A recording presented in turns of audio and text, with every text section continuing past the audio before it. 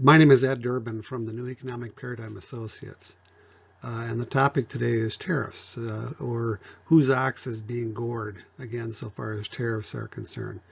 And we've got just a few questions that we're going to start our conversation with, our discussion, and that is the three real quick questions pertaining to tariffs. One, what is a tariff and how does it affect me as a consumer? How does it affect the normal everyday person, if you will, the tariffs that are put in place? Secondly, are tariffs a good or bad thing? And what is the objective of putting these tariffs in place? Lastly, or number three, are there other better alternatives to reaching the same goals? Is there something other than tariffs that we could put into place that would result in the reduction of trade imbalances? I guess that would be the easiest way to look at it.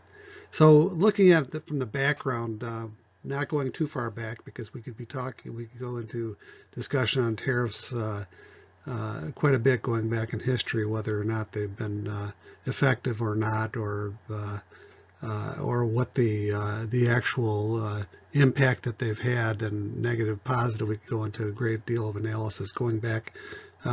Quick example would be going back to the Smoot-Hawley tariff. It was put into place in the Great Depression, so 1929, 1930, I think it was when it was actually put into place, and there was some very negative side effects that resulted from tariffs. So people in general have negative impression on tariffs. So anyway, having said that, going back to last year in March, there were two tariffs that were put into place on goods that are coming into the U.S. And again, a tariff is simply a tax on imported goods or services that are coming into a country. And again, last year there was a 25% tariff placed on imported steel coming into the U.S. and 10% tariff placed on imported aluminum. Since that time, there have been a significant number of changes, but the target of these tariffs have ultimately been China, focusing on trying to address the trade imbalance that we in the U.S. have, or the U.S. has, with China. So to start with, we'll just go into steel production. In 2018, China accounted for 62% of the world's steel production. That's a huge number, obviously. If you look at the next largest, if you will, would be India. Had about 10%, and Japan and the U.S. have been are about the same level, under 10%, if you will. But they're very, very small, completely dwarfed by the Chinese presence so far as steel production is concerned. And again, there are problems that would be associated with it. This is clearly monopolistic. If we were to look at this world market as a typical market, domestic market in the U.S., for example, this would certainly be monopolistic. And if there was one steel producer in the U.S. that was producing 60+% of the steel, then that would certainly, again, have its pointing toward monopolistic practices. So at any rate, that would be for steel. The next we're looking at would be aluminum. Again, aluminum, China accounted for 55% of the world's aluminum production in 2018. Enormous amounts. And the next largest, of course, again, would be someone in the 10% category, under 10%, in terms of size of production, would be India. And the point here is that one of the arguments, if you will, saying for China being such a huge producer of steel and aluminum would be for their own domestic production, which is fair to say. There's a lot going on in China. There's a tremendous amount of infrastructure builds going on in China, and so that's one aspect of it. But of course, it goes well beyond that. So these are the finished products, if you will, steel and aluminum. Building up to the steel and aluminum, we start with iron ore. Iron ore would be the basis, if you will, for steel. And what we'll notice here, and this is a recurring theme, it's not just with iron ore and bauxite, which we'll get to, but also with coal, etc. Australia is a major supplier so far as raw materials flowing from Australia to China. So in terms of iron ore, Australia produces a huge amount of iron ore. And China does as well, but again, most of this production, so far as the iron ore is concerned, turning into steel, flows through to China. Okay, so also in addition, as I mentioned before about the aluminum, aluminum is refined from bauxite ore. And bauxite production, again, Australia would be the largest producer, followed rather closely by China. And all of this feeds, of course, into the production of aluminum for China. So these are cautionary tales. Remember, the tariffs were focused on China for the steel and for aluminum. So what we're saying then, again, with the U.S. being at the center of this, is that currently the U.S. has a huge current account deficit, or trade balance, if you will. Current account balance is a bit more refined. There's more to it, but in essence, we're looking at a trade balance in terms of merchandise and services, goods and services, right? So what we're looking at so far as the current account deficit the U.S. has with China, that means that trade imbalance, if you will, with China is that going back to the year 2003, so 2003 through 2018, we amassed $4.7 trillion in trade deficits accumulated over that period of time with China, we being the U.S. So the U.S. In total for that time, there was a trade deficit, or a current account deficit, if you will, of $8.3 trillion. But again, we're looking at over half of that arising with trade with China. And also, if we're looking at this chart here, it's a bit busy perhaps, but the overall current account deficit with the world is the lower portion, the lower graph. And what we notice is that as the current account deficit with the world begins to drop, or begins to diminish, if you will. So in 2018, for example, the overall trade deficit, overall current account deficit with the world was 488 billion. Of that, 401 billion is attributable directly to China. So China has the lion's share of that trade deficit, of that current account deficit. Accounts for a huge portion of it. So again, as we were saying before, looking at the current account deficit, we're looking at the portion that is attributable to China, and going back to 2013, the portion again with China was 93% of the total, and it hasn't fallen that much. It's fallen to 82% of the total overall current account deficit with the world. 82% of that is with China. Of that $488 billion, 82% or $401 billion is with China.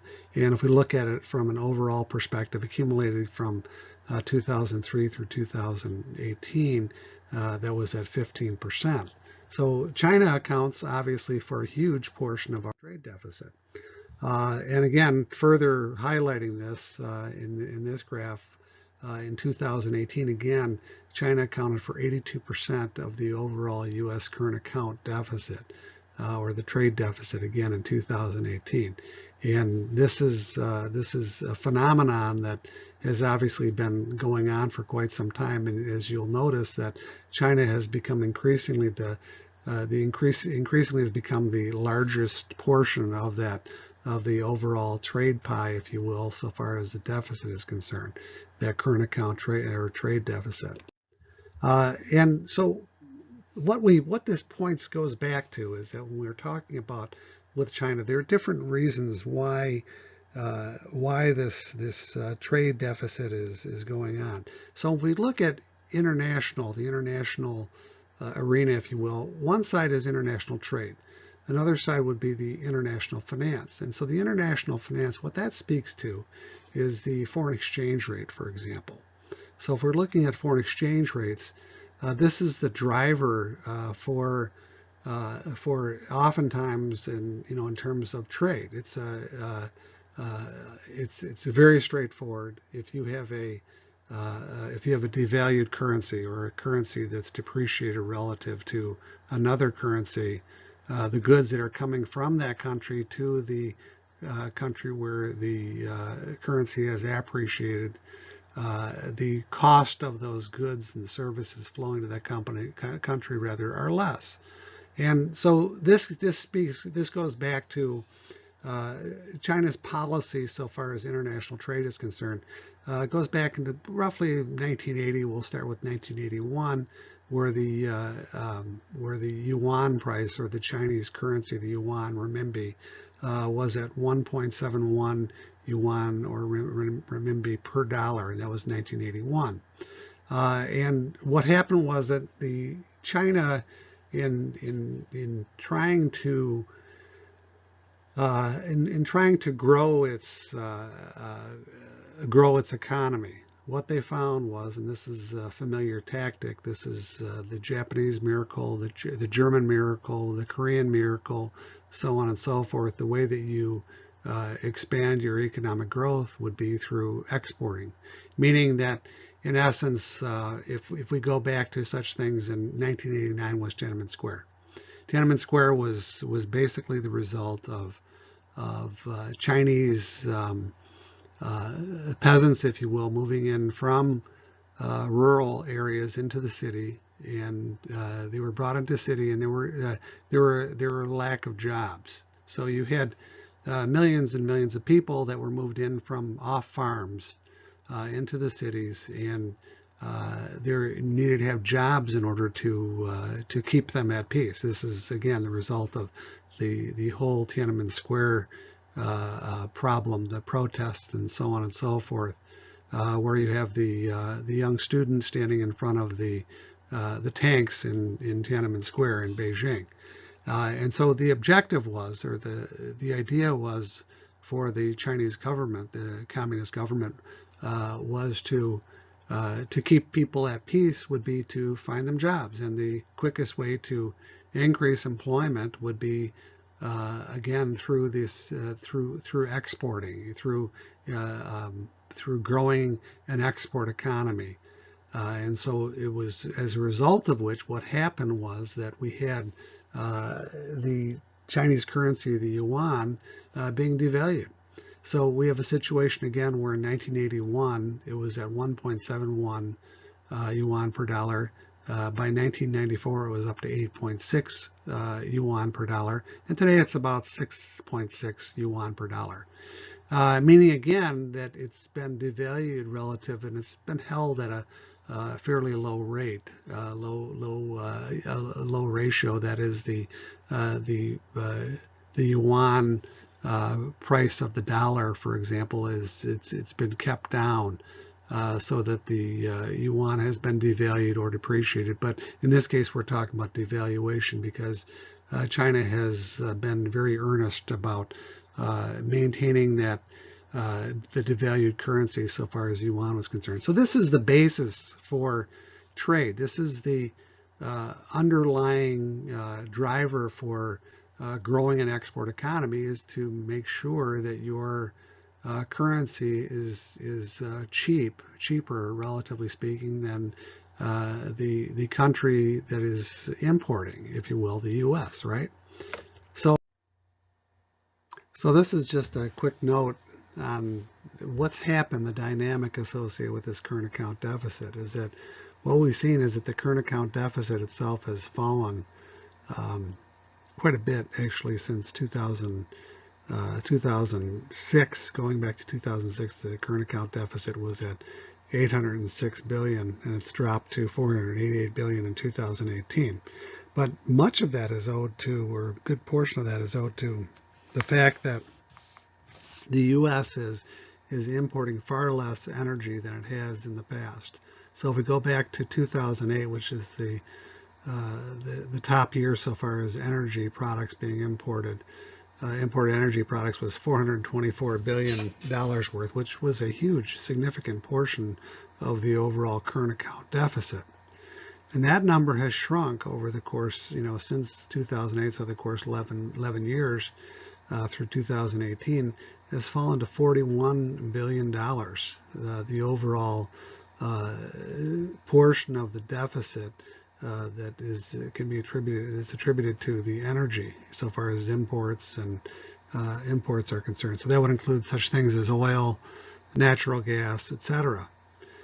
So it's pretty much disappeared. Oil is still significant out there, but just the same, much of that production is moved onshore in terms of the U.S. not being as dependent, if you will, on imports in the energy sector. So here are some thoughts to consider as we're moving ahead. And this is not going to go away. This issue with tariffs is not going to go away. And as I indicated before, or I should have indicated, that we'll be talking more about this, and we'll focus a bit more on the international finance side so far as the foreign exchange is concerned, going into more detail with that in a later commentary, if you will. But anyway, so here's some thoughts again as we're moving on. Will tariffs provide a long-term solution? This is tariffs are the problems with tariffs are many, are legion. One of them would be the actual implementation of the tariffs, and continuing for on the government side to regulate, to enforce these tariffs, it becomes very cumbersome, becomes an expensive process, and in some ways it's not all that effective. But in the near term, this is the solution that's been chosen. These tariffs are political by nature, meaning that it's an extension, if you will, of domestic policy. It's an increase in taxes. Tariffs are taxes, or ultimately are taxes. So it's a political decision to increase taxes, if you will, on the goods that are flowing into the country. But it's the other side of this equation is that it's not just the American piece of this tariff that we're looking at. It's the flip side, and that is that the Chinese have trade barriers in place, tariffs and non-tariffs that go that were in place before the U.S. implemented its trade barriers or its tariffs in 2018. And again, the objective on the American side is to reduce Chinese power, because the Chinese are obviously moving in the direction of trying to monopolize and trying to accrete market power, price power. There's no difference between what the Chinese are doing today and what Rockefeller did, for example, in the 19th century. And it's, with the robber barons of old, etc. It's the same idea. So the Chinese are going about trying to corner the various markets. It's not just steel and aluminum production that goes well beyond that. There are a number of initiatives that the Chinese have, China 2025, China 2030, where their objective is to become the market leaders across the board, so to speak. And they're continuing to do that. They've obviously done that. They have been doing that. And is that in our best interest? Certainly not. Our best interest meaning the U.S. So these are political actions that are taken on the American side in response, if you will, to the Chinese trade barriers, the intervention that we've spoken of in terms of the foreign exchange markets, the devaluation of the Chinese yuan or renminbi.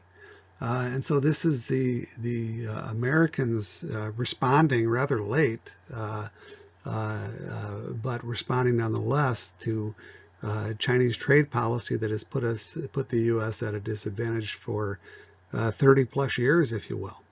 So the takeaway from this is, if we step back, so the overall U.S. economy, the American economy right now, is doing very well. Economic growth is up, and we're certainly looking at 3% or better economic growth in 2019, and 4% is not out of the question. Of course, things always change, but at least at this point, the American economy seems to be doing very well, kind of humming along. And no small part due to the fact that the U.S. has really taken the lead so far as energy production in the energy sector. We have in essence become, we being again the U.S. have become in essence the energy independent. Going back to 2018, a large portion, or 2008 rather, a large portion of that current account deficit was owed to imports in the energy sector, particularly in terms of oil, natural gas for that as well, for that matter as well.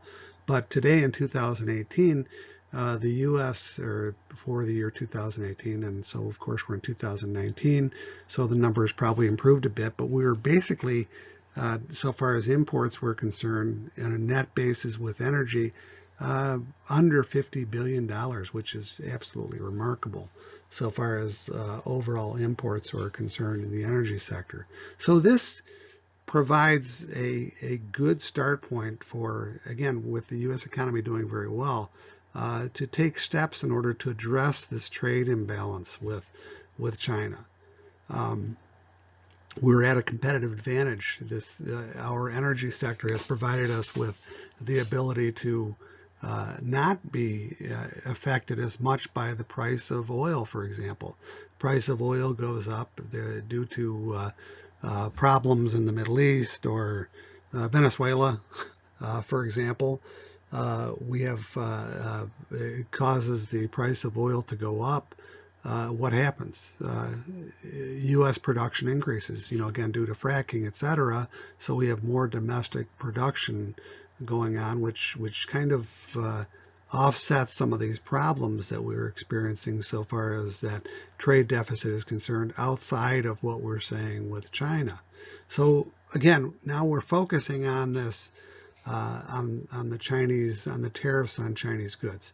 So to the tune of $200 billion worth of imports at this point, I think it is at 25% tariffs on those goods. So typically, again, what we've looked at in the past is that tariffs are taxes. So that tax would be passed on to the consumer in the form of higher prices. So we're saying that the Chinese exporter or the American importer pays the 25% tariff, and they're going to pass that on directly to the consumer. Problem being is that this is the way that it's presented in the media, but the fact is that since these tariffs are targeting strictly China, and in most of these cases that we're talking about, there are other sources, other suppliers, if you will, for those goods that we're talking about. So if the Chinese were to raise prices by 25%, chances are there would be other suppliers out there, whether we're talking about domestic, within the U.S., hopefully, or some other countries would be able to provide those goods at lower prices, at more competitive prices. So it's very difficult for, as it is in domestic economy, it's very difficult for a firm to pass on higher prices in the presence of significant competition. So keeping this in mind, again, if the Chinese were to pass on, even if they were to be able to pass that price on, that 25% increase on, for example, to the consumer, the price of those goods going up by 25%, that's going to reduce the demand for those goods, the quantity demanded for those goods. Law of demand, very simple, straightforward thing. And as a result of which the Chinese producers would experience a loss of revenue, regardless, is what we're saying. So keeping these things in mind as we're going ahead, that again, the takeaway from all of this is that the tariffs, while they're not probably the best path to go, it would probably be better to take it from the approach of the currency manipulation and addressing it that way. By going this route with tariffs, it's something where we have much less to lose, or we have much more to gain, if you will, than the Chinese do in terms of this, because the Chinese are very, very much dependent upon us. A large portion of the Chinese economy is very much dependent upon the U.S. As an export market for our importing Chinese goods. So again, keeping this in mind as we're going forward, discussing this issue, just We'll see how things play out as we go forward. Thank you.